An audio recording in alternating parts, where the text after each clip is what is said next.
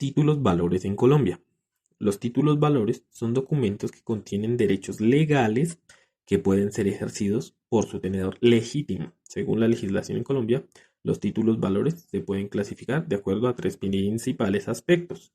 El primero, según el derecho incorporado, donde tenemos tres.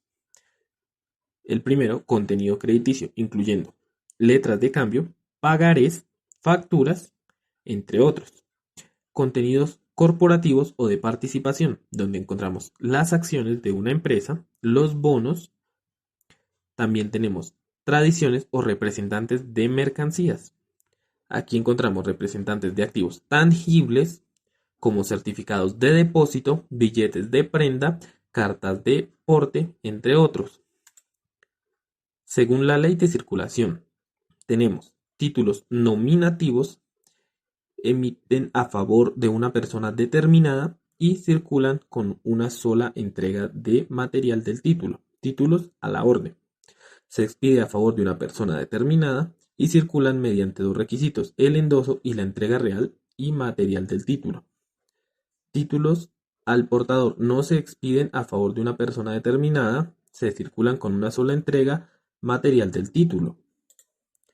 Según su estructura jurídica, se basan con base en un orden o estructura es tripartida, o la otra con base en una promesa o estructura bipartida. Ejemplo, la letra de cambio. Sus características contienen que tienen un valor, un orden incondicional de pagar una suma determinada de dinero. Los elementos específicos serían la fecha, lugar, nombre del librador, monto a pagar y fecha y lugar de vencimiento. Particularidades: se rigen por los principios de libertad de autonomía, el endoso. También tenemos el pagaré. Las características es un título, valor, en el cual una persona se compromete a pagar cierta cantidad de dinero. Estos elementos son utilizados por los bancos, un deudor, un acreedor, montos a pagar, fechas y lugar de vencimiento son algunos elementos que tienen esto. Participación: a diferencia de las letras de cambio, solo participan dos partes, el deudor y el acreedor. Tenemos los cheques. Característica: es un título valor emitido a una sola persona que beneficia a esta persona, específicamente con dinero. El elemento son fecha, lugar, nombre, beneficiario, monto a pagar. Particularidades: existen diferentes tipos de cheques, se pueden endosar para su transferencia. Certificados de depósito o bonos de prenda. Sus características son títulos valores utilizados en el cambio mercantil para la representación de mercancía.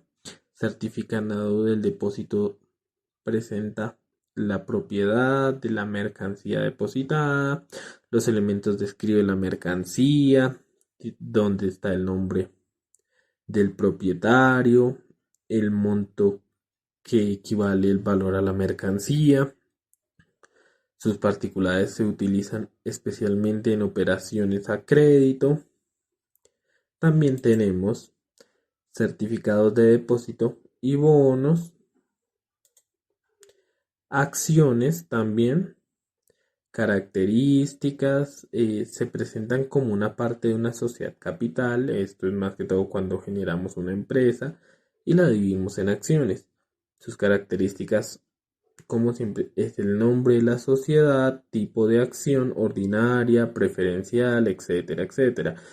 Número de acciones: se basan en números, cuántas tenemos, cuántas tiene el propietario. Y sus particularidades son: las acciones pueden ser negociadas en el mercado. Los derechos y obligaciones de las accionistas están regulados por la ley y los estatutos de la sociedad.